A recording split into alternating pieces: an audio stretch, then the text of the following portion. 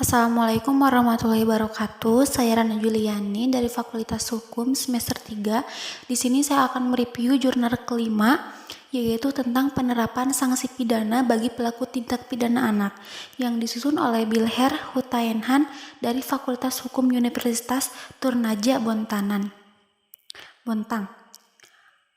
Anak adalah amanah dan karunia Tuhan Yang Maha Esa, yang dalam dirinya juga melekat harkat dan martabat sebagai manusia seutuhnya.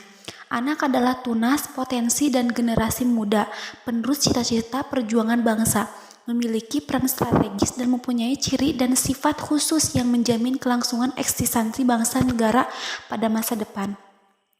Tujuan dari perlindungan anak disebutkan dalam Pasal 3 Undang-Undang Nomor 23 Tahun 2002 untuk menjamin terpenuhinya hak-hak anak agar hidup, tumbuh, berkembang, dan berpartisipasi secara optimal sesuai dengan harkat dan martabat kemanusiaan, serta mendapat perlindungan dan kekerasan dari diskriminasi. Dari terwujudnya anak Indonesia yang berkualitas, berakhlak mulia dan sejahtera. Penyimpangan tingkah laku atau perbuatan melanggar hukum yang dilakukan oleh anak disebabkan oleh berbagai faktor, antara lain dampak negatif dari perkembangan pembangunan yang cepat, arus globalisasi di bidang komunikasi dan informasi, kemajuan ilmu pengetahuan dan teknologi, serta perubahan gaya dan cara hidup sebagai orang tua. Menurut Pasal 45 Undang-Undang Hukum Pidana, selanjutnya disingkat KUHP, anak yang belum dewasa adalah apabila belum berumur 16 tahun. Apabila anak terlibat dalam perkara pidana, hakim boleh memerintahkan agar terdakwa di bawah umur tersebut dikembalikan kepada orang tuanya, walinya, dan pemeliharaannya dengan tidak dikenakan suatu hukuman, atau memerintah supaya diserahkan kepada pemerintah dengan tidak dikenakan suatu hukuman. Pembedaan perlakuan dan ancaman yang diatur dalam undang-undang dimaksudkan untuk melindungi dan mengayomi anak tersebut. Anak adalah bagian dari generasi muda sebagai salah satu sumber daya manusia yang memiliki peran strategis serta mempunyai ciri dan sifat khusus. Anak memerlukan pembinaan perlindungan dalam rangka menjamin pertumbuhan dan perkembangan fisik, mental, sosial secara utuh, serasi, selara, dan seimbang. Agar dapat menyongsong masa depan yang panjang, meletakkan anak sebagai subjek hukum yang lahir dari proses sosialisasi berbagai nilai ke dalam peristiwa hukum pidana maupun hukum kontrak yang berada dalam lingkungan hukum perdata menjadi mata rantai yang tidak dapat dipisahkan. Pengertian anak yang terdapat dalam Pasal 1 Undang-Undang Nomor 3 Tahun 1997 tentang pengadilan anak, yaitu yang pertama, Undang-Undang Nomor 3 Tahun 1997 tentang pengadilan anak. Yang pertama, anak dalam perkara anak nakal adalah orang yang telah mencapai umur 8 tahun tetapi belum mencapai 18 tahun dan belum pernah kawin. Yang kedua, anak nakal adalah anak yang melakukan tindak pidana atau anak yang melakukan perbuatan yang dinyatakan terlarang bagi anak, baik menurut peraturan perundang-undang maupun menurut peraturan hukum lainnya yang hidup dan berlaku dalam masyarakat bersangkutan.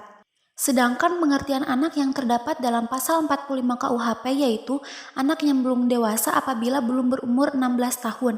Apabila anak yang masih di bawah umur tersebut perkara pidana, hakim dapat memerintahkan supaya anak yang terjerat perkara pidana dikembalikan kepada orang tua, walinya, atau orang tua asuhnya tanpa pidana, atau memerintahkan supaya diserahkan kepada pemerintah pidana atau dipidana pengurungan 1/3 dari ancaman maksimum 15 tahun.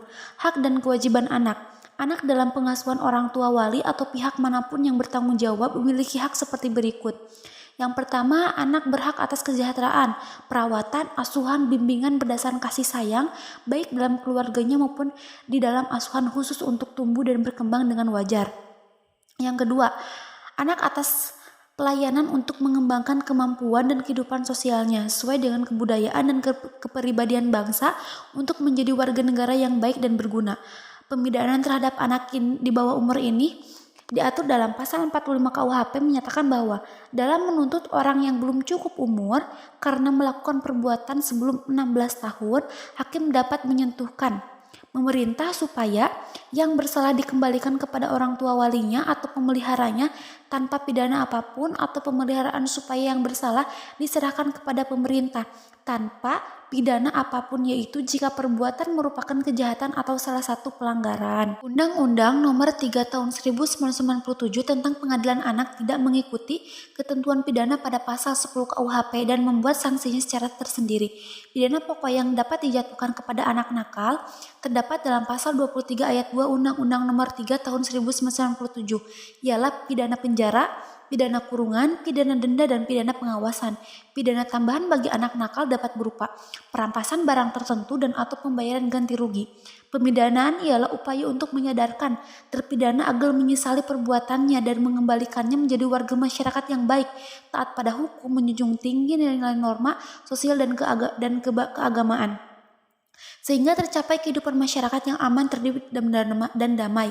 Mengadili anak bukan bermaksud menghukum, tetapi membantu, membina, dan membimbing anak ke arah kedewasaan. Sebenarnya pasal 153 KUHP junto pasal 8 ayat 1 Undang-Undang Nomor 3 Tahun 1997 untuk mengarahkan pada perspektif justisial, yaitu pelaksanaan dasar acara mengadili anak yang bersifat mendidik, membina anak-anak menjadi tunas-tunas bangsa dalam wawasan Pancasila. Dalam hukum pidana, pengertian anak pada hakikatnya menunjukkan kepada persoalan batas usia pertanggungjawaban pidana, criminal liability. Dalam Undang-Undang Pengadilan Anak, batas usia pertanggungjawaban pidana ditentukan antara usia 8 sampai 18 tahun. Adanya rentang batasan usia dalam Undang-Undang Pengadilan Anak tersebut diakui sebagai suatu kemajuan bila dibandingkan dengan pengaturan yang ada dalam KUHP yang sama sekali tidak mengatur batas usia minimum.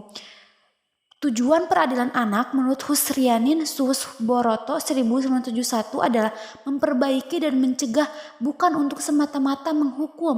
Maka sudah sepatutnya peradilan anak tidak boleh dimonopoli oleh hakim yang hanya mempertimbangkan dari segi hukum semata. Hakim seharusnya mempertimbangkan dari segi seperti pertimbangan seorang psikiater ataupun problem officer. Dengan demikian, hendaknya dalam memberikan ancaman hukuman kepada anak, pelaku tindak pidana selain dilihat dari berbagai berat jenis ancaman sanksi, hal lain yang tidak kalah pentingnya diperhatikan adalah perlakuan dalam penegakan anak, serta sarana dan prasarana yang dapat mendukung berjalannya proses peradilan anak yang didasarkan kepada filosofis memberikan yang baik bagi anak. Sekian dari saya. Wassalamualaikum warahmatullahi wabarakatuh.